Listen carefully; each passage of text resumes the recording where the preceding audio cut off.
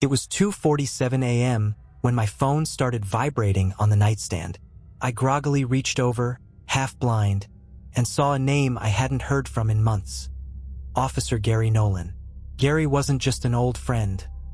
He was a cop with the kind of stories that made you rethink ever walking alone at night.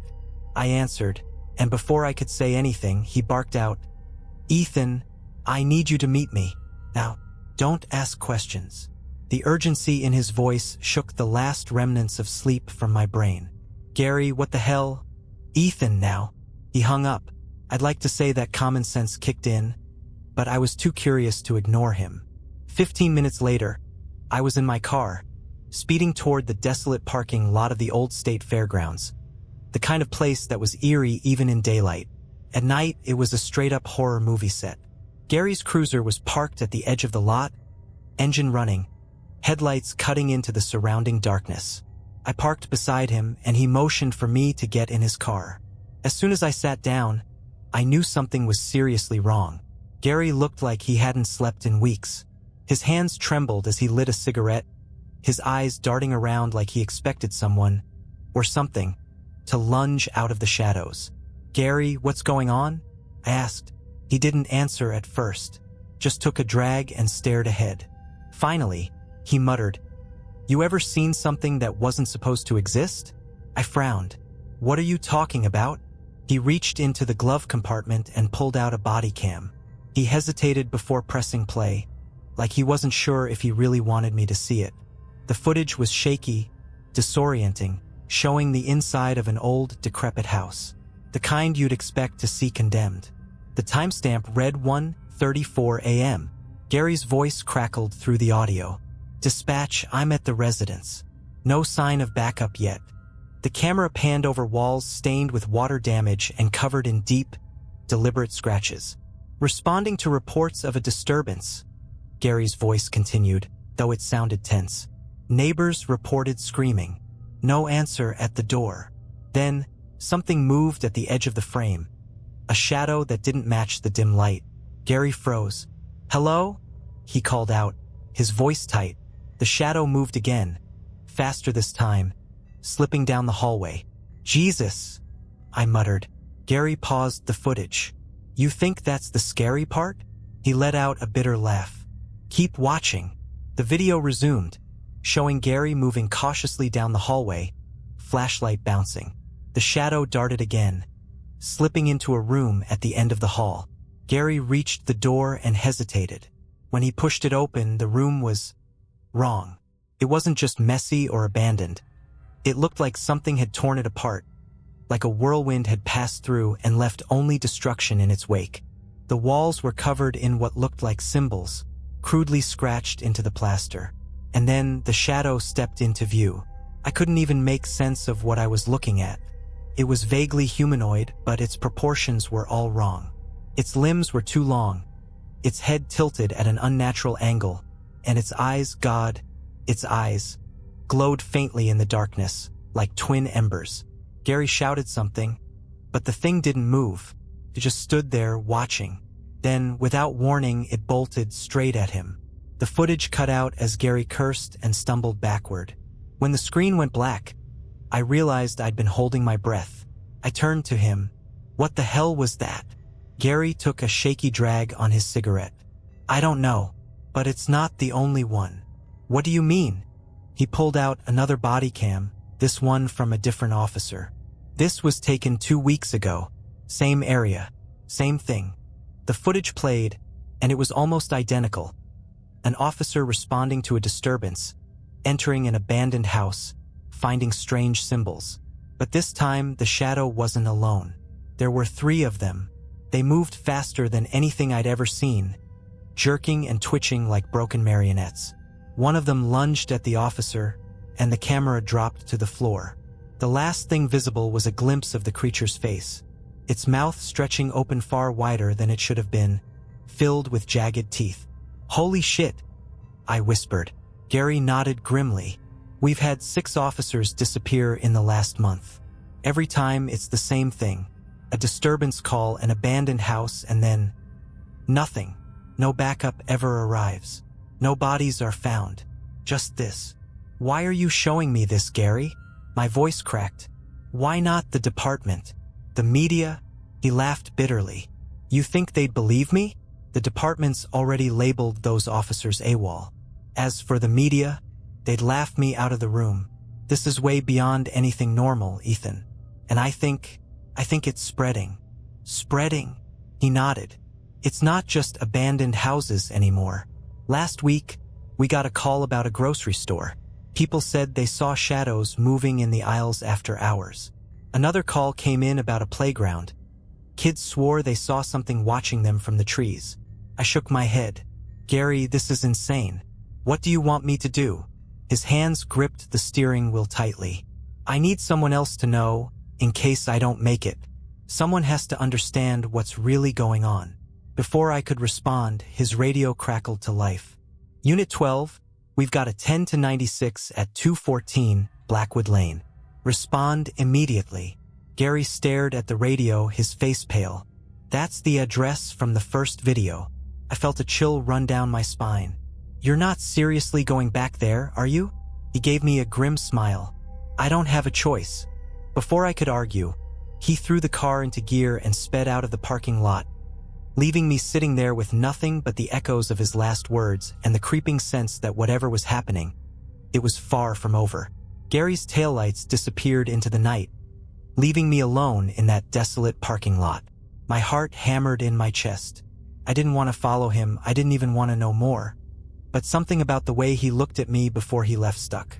Like he knew he wouldn't come back. Against my better judgment, I got back in my car and followed him. The address wasn't far, maybe a 10-minute drive, but it felt like hours. The streets were empty, eerily quiet. Even the occasional hum of a passing car felt intrusive, like it didn't belong. When I pulled up to 214 Blackwood Lane, I parked a block away. The house was even worse than I imagined.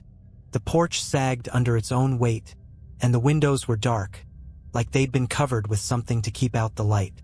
The whole place radiated unease, as if the air itself didn't want to get too close. Gary's cruiser was parked out front, lights off. No sign of him. "Gary?"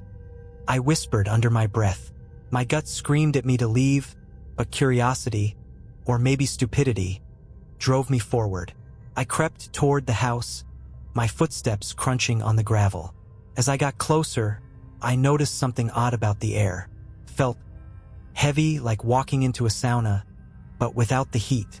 My breath fogged in front of me, and a faint hum filled my ears, barely audible but impossible to ignore. The front door was ajar. I pushed it open with trembling hands. Inside, the house was a wreck. The wallpaper peeled in long, curling strips, exposing the wooden frame underneath. Furniture lay overturned, covered in a thick layer of dust, and the floor was littered with broken glass and debris. But the symbols, those were fresh. They covered every wall, carved deep into the wood and plaster. Some looked almost like letters, but none that I recognized. Others were jagged and chaotic, like the frantic scratches of a madman. "Gary," I called out, my voice barely above a whisper. No response, only that hum, louder now, vibrating through my skull. I moved further inside, my flashlight casting shaky beams of light across the destruction. The floorboards creaked under my weight, groaning like they might give way at any moment. Then, from somewhere upstairs, I heard it. A thud. "Gary," I hissed, my voice cracking. Nothing. Just another thud, followed by the unmistakable sound of something being dragged. I shouldn't have gone up there.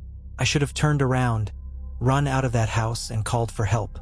But instead, I climbed the stairs, each step an act of defiance against every survival instinct in my body.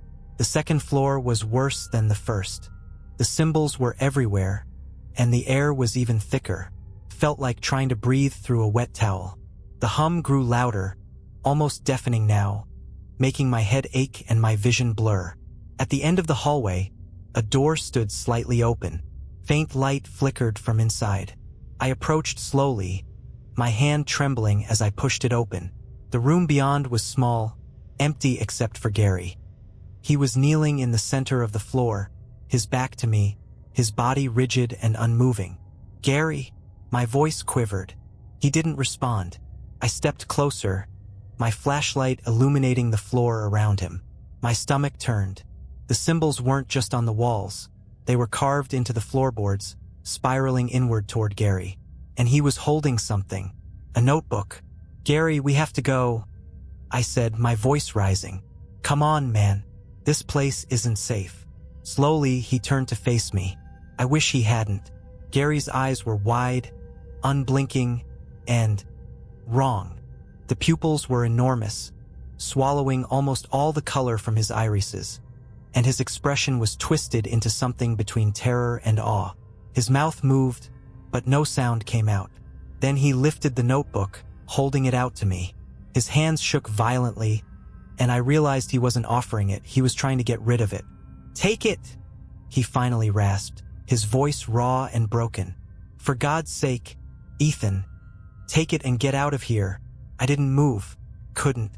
My legs were rooted to the spot, and my heart pounded in my ears. Gary's face contorted into a mixture of desperation and anger. "Take it!" he screamed, shoving it into my hands.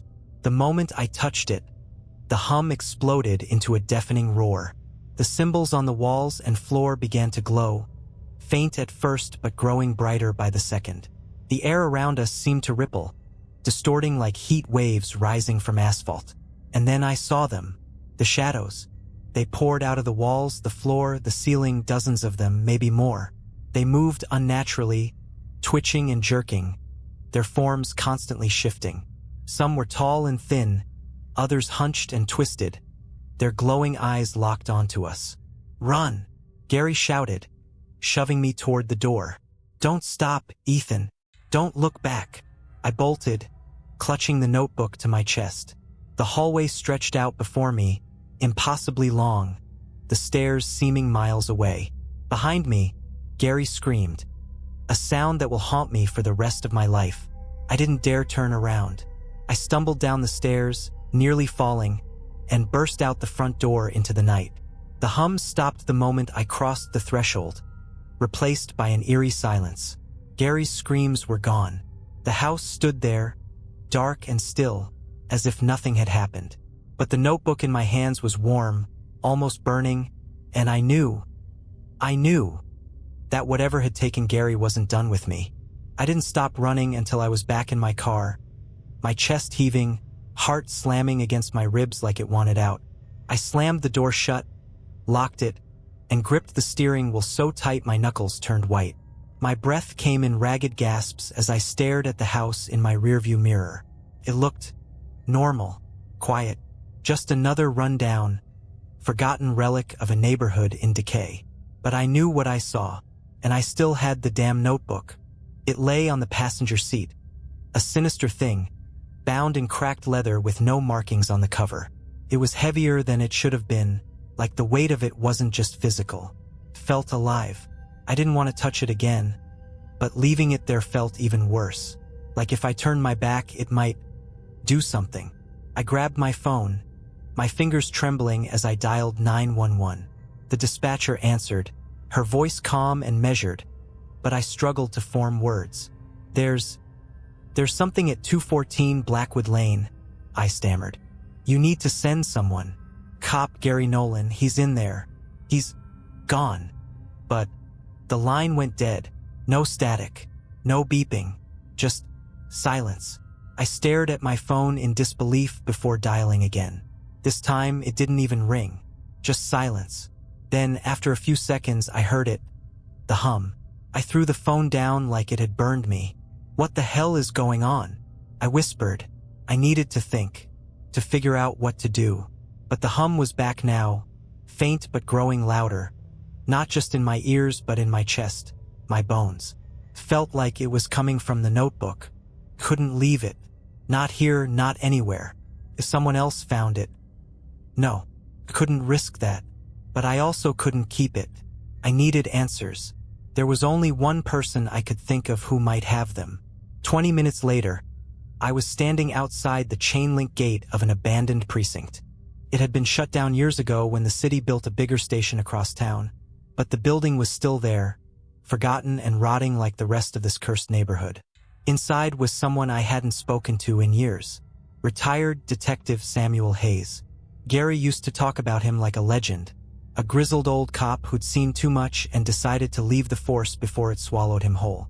Rumor had it he'd been investigating something strange before he retired, something that got buried deep. I found him squatting in the precinct's basement, surrounded by stacks of old case files and a couple of flickering lamps. The place smelled like mildew and stale coffee, and the air was as heavy as it had been back at the house. "Hayes," I called out, stepping cautiously into the room. He looked up from a stack of files, his face shadowed by the dim light. His eyes locked on me, then on the notebook in my hands. "What the hell have you brought here, kid?" he said, his voice rough like gravel. I set the notebook on the table between us, keeping my hands well away from it. "I need answers. Gary's gone. This thing, whatever it is, took him. It's spreading." Hayes stared at the notebook like it might lunge at him. "You should have burned it." "Burned it? You know what this is?" Hayes didn't answer right away. Instead, he pulled out a flask, took a long swig, and sighed. "I hoped I'd never see one of these again."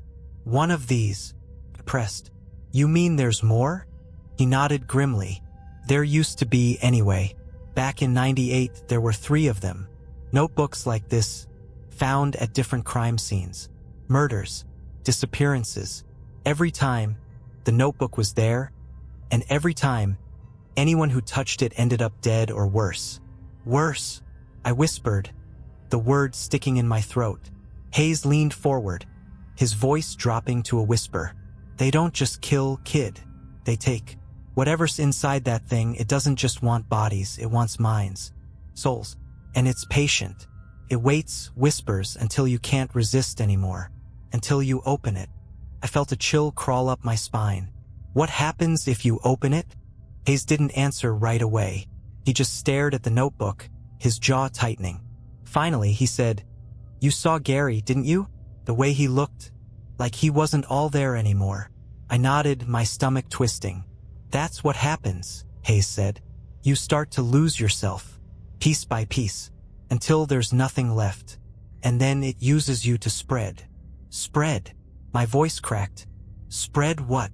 Hayes met my gaze, his eyes haunted. "It's not a virus or a curse, kid. It's something worse. Something old. And it doesn't just take people, it takes places. Once it's in, it leaves a scar, a mark, and that place is never the same again." I swallowed hard, my mind racing. "So what do we do? How do we stop it?" Hayes shook his head. "You can't stop it. You can only contain it. And even that doesn't always work." He reached into a drawer and pulled out a small metal box. It looked ancient, covered in scratches and dents, but there was something about it that felt solid, final. "This is the only thing that can hold it," he said. "But once it's in, you can't ever let it out again." I hesitated. "And if we don't?" Hayes didn't answer. He didn't have to. The hum was back, louder than ever, filling the room with its oppressive weight. The lights flickered, and for a split second, I thought I saw something move in the shadows. "Do it," Hayes said, his voice firm. "Put it in the box. Now." I grabbed the notebook, the leather hot against my skin, and slammed it into the box. Hayes snapped it shut and locked it, and the hum stopped instantly. The room was silent. For a moment, neither of us moved. Then Hayes let out a long breath and slumped back in his chair. "You should leave, kid," he said. "Go far, far away from here, and pray you never see another one of these again." I didn't need to be told twice. I left Hayes in that crumbling precinct basement, clutching the metal box like it was the only thing keeping the world from falling apart. I should have felt relieved, but I didn't. The air outside was cold and damp, and the city felt darker than it ever had before, like the streetlights weren't doing their job anymore. The drive home was quiet, too quiet. No hum, no crackling interference. Just the sound of my tires on the wet pavement. But the quiet was worse in some ways. It gave my mind space to wander, to think about Gary, the notebook, the shadows, and what Hayes said. It takes places. What did that even mean? Was my house safe? Was anywhere safe? The words looped in my head until I realized my hands were shaking so badly that I had to pull over. I parked on the side of the road, gripping the steering wheel like it was the only thing anchoring me to reality. I sat there for a long time, staring out at the empty street, trying to convince myself that it was over, that Hayes knew what he was doing, that locking the notebook in that box had solved the problem. But deep down, I knew better. When I finally got home, I locked every door and window. I pulled the curtains shut, double-checked the locks, and even slid a chair under the doorknob like I was in some cheap horror movie. Then I sat on the couch, staring at my phone, debating whether to call someone, anyone, for help. But who would I call? The police? They'd think I was insane. A friend? I couldn't drag anyone else into this. Not after what happened to Gary. I turned on the TV instead, just for some noise, something to drown out the silence. That's when I saw it. The news anchor's face was pale, her voice tight as she read the breaking story.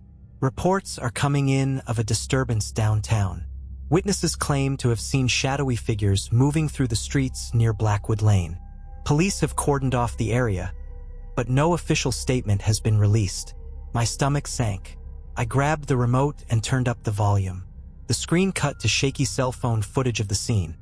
A group of people standing on a corner, pointing toward the shadows flickering across the walls of a nearby building. The shapes moved unnaturally, stretching and bending in ways that made my skin crawl. In the background, I heard someone scream. The anchor came back on, her expression grim. Authorities are urging residents to stay indoors and avoid the area. We'll update you as more information becomes available. I turned the TV off and sat in the dark, my pulse racing. This wasn't over. Not even close. I didn't sleep that night. Every creak of the house, every whisper of the wind outside, set my nerves on edge. I kept expecting the hum to return, or the shadows to appear at my windows. But the night passed without incident. By morning, I'd convinced myself that maybe, just maybe, Hayes had managed to contain it after all. The news didn't report anything else about the disturbances, and the city seemed to go about its business as usual. But then my phone buzzed. It was a text from an unknown number. "We need to talk. Basement of the old precinct. Now." My stomach dropped. It had to be Hayes. But why wasn't he using his own phone? And why was he texting me? I almost ignored it, but something told me I couldn't. I had to know what was going on. The precinct looked the same as before.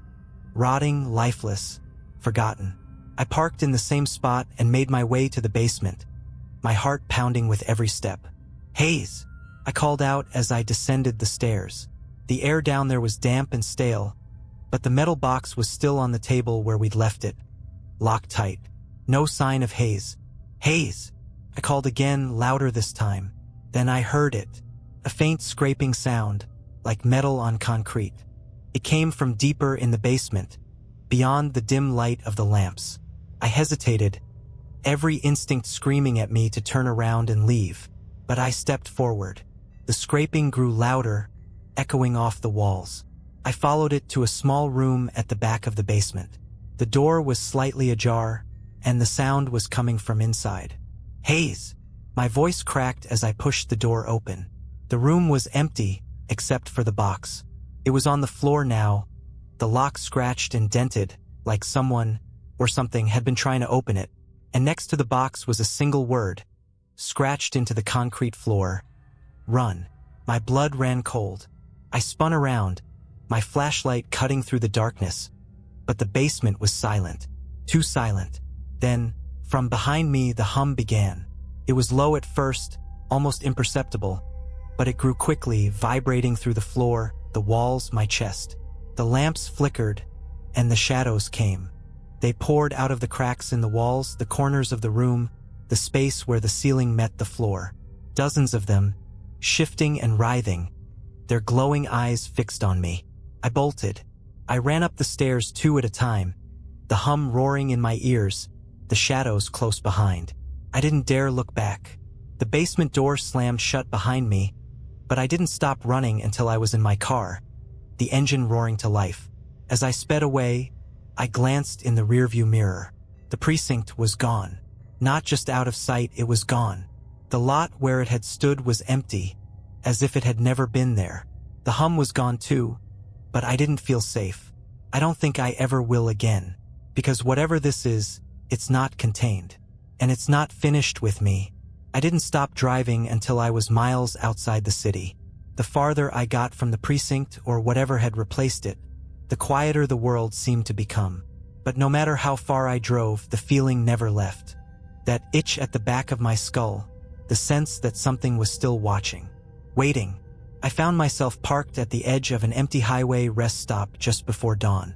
The sky was smeared with pale oranges and grays, the kind of light that doesn't chase the darkness away but lets it linger in the corners. My car was the only one there, and the parking lot was surrounded by dense trees. I gripped the steering wheel and stared out at the woods, replaying everything over and over in my mind. The shadows, the hum, Gary, Hayes, that box, the box. I couldn't stop thinking about it. The scratches on the lock, the word carved into the floor, run. Had Hayes tried to open it? Had something gotten out? Or worse, had something always been out? I was lost in thought when my phone buzzed again. Another message from an unknown number. You can't run. My breath caught in my throat. I looked around, half expecting to see something moving in the trees, but the lot was empty. My hands were shaking as I unlocked my phone and typed back, "Who is this?" 3 dots appeared.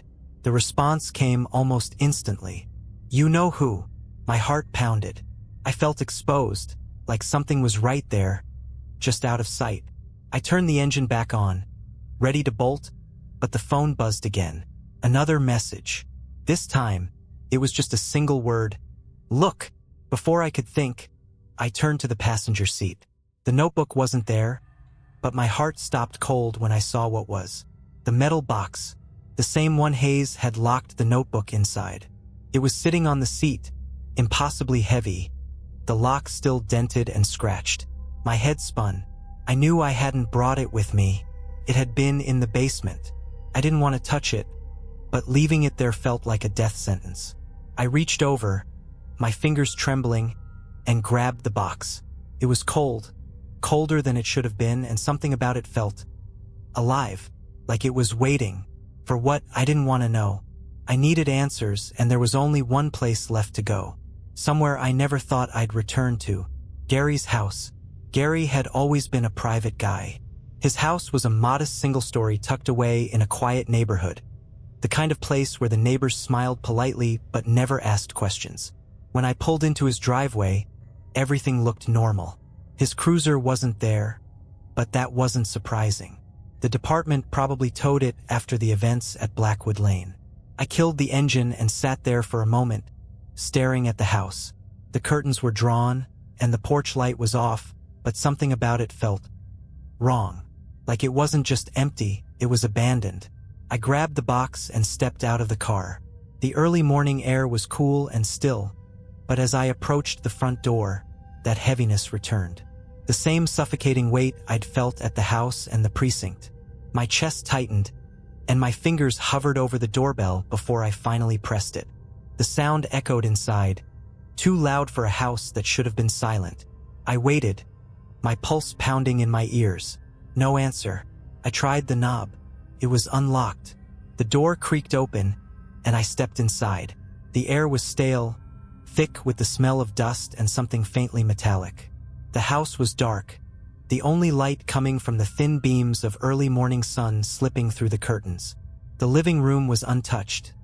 Gary's furniture still in place, the TV remote sitting on the armrest of his recliner. But the silence was absolute. No hum, no creaks, nothing. "Gary," I called out, my voice echoing unnaturally. No response. I moved deeper into the house, the box growing heavier in my hands with each step. Something wasn't right. The house felt wrong, like it had been frozen in time. Everything was exactly as it should have been, but it felt staged, artificial. I reached his office and pushed the door open. And there he was. Gary sat at his desk, his back to me, completely still. His chair creaked as I approached, but he didn't move. "Gary," my voice cracked. No response. I circled around him, my heart in my throat. His head was down, his hands resting on the desk, his fingers curled around. A notebook. Not the one from the box. A different one. This one was smaller, with a plain black cover. "Gary," I whispered again. Slowly, his head lifted. When his eyes met mine, I took a step back. They weren't his eyes anymore. They were hollow, empty, the pupils huge and black like oil slicks. His lips twitched, forming something that might have been a smile. But it was wrong. Too wide. Too sharp. "You brought it back," he said, his voice hollow, echoing like it came from somewhere far away. "Good. It missed you." I dropped the box. The moment it hit the floor, the hum exploded around me, louder than it had ever been. The walls seemed to bend and ripple, the symbols from Blackwood Lane blooming like dark flowers across the surfaces. Shadows poured out from every corner, moving faster than I could process. Gary stood, his movements jerky and unnatural. "You should have stayed away, Ethan." I turned and ran. I don't remember getting to my car. I don't remember driving. All I know is that I didn't stop until I was far away, out of the city, out of everything I'd ever known. The box is gone. I don't know when or where I lost it, but it's not with me anymore. But I still hear the hum. At night, when the world is quiet, it creeps back in, faint and distant, like a memory I can't escape. And sometimes, when the lights flicker or the shadows move just a little too much, I swear I see them. Watching. Waiting. I don't know what it wants. But I know one thing for sure. It's not finished with me yet. It's been 6 months since that night. 6 months of running, hiding, and looking over my shoulder. I've changed cities 3 times, abandoned every trace of my old life, and even burned the clothes I was wearing that night. But none of it matters. The hum found me again. It always does. It starts faint, just as it always does, like the low murmur of a faraway generator. And then it grows, filling the walls, my chest, my head, until I can't ignore it anymore. I've tried everything to drown it out. Earplugs, music, screaming into the void. Nothing works. It's always there, creeping closer. But that's not even the worst part. The shadows are back, too. The first time I saw one again, I thought I was losing my mind. It was just a flicker at the edge of my vision. A quick, jerky motion in the corner of a room I knew was empty. But then I started seeing them everywhere. Lurking in alleyways, slipping through the cracks in closed doors, darting across the walls of hotel rooms I hadn't even unpacked in yet. They're getting bolder and closer. I don't know what they're waiting for, but I know they're not done with me. Not yet. A few nights ago, I finally broke. I couldn't take it anymore. The sleepless nights, the constant fear, the weight of the hum pressing down on me like a hand around my throat. I knew I couldn't outrun it forever, so I decided to stop running.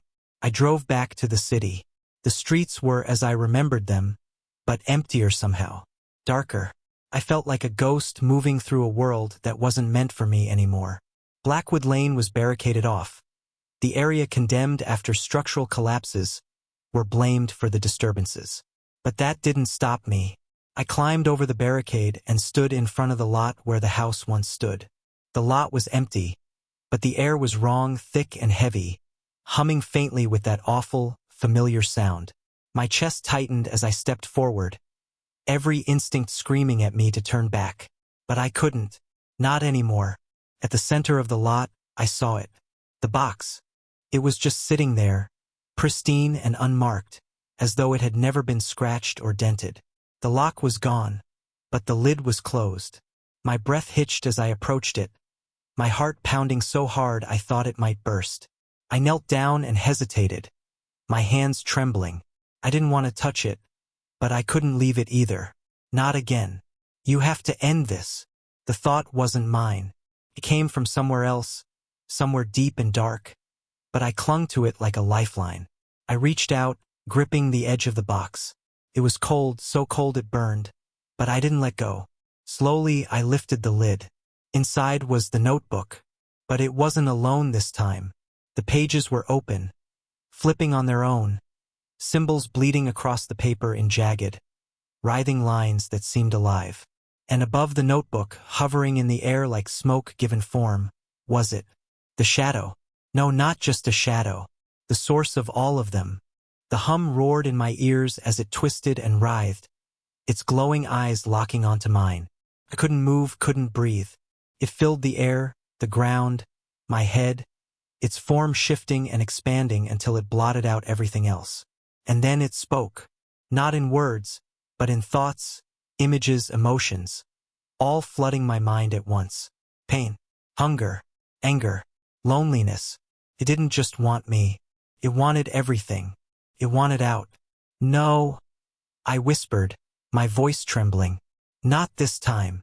I grabbed the notebook, ignoring the searing pain as the symbols burned into my skin, and I slammed the box shut.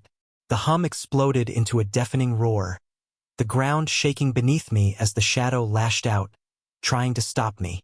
But I didn't stop. I grabbed the box and ran, the shadow screaming behind me. I didn't look back. Couldn't. I stumbled over the barricade and into my car, slamming the door shut just as the first tendrils of darkness reached me. The shadow hit the car, rattling it like a hurricane, but I kept my foot on the gas. The tires squealed as I sped away, the hum fading behind me. I didn't stop driving until I saw the sun rising over the horizon, burning away the last traces of the night. That was 3 days ago. I'm sitting here now, writing this down because I need someone to know what happened. I need someone to understand. The box is in the trunk of my car, locked tight, but I know it's not over. It's never over. I don't know how long I can keep running. I don't know if there's anywhere left to go. But I do know one thing. If you ever hear the hum, if you ever see the shadows, don't stop, don't look, and for the love of God, don't open the box.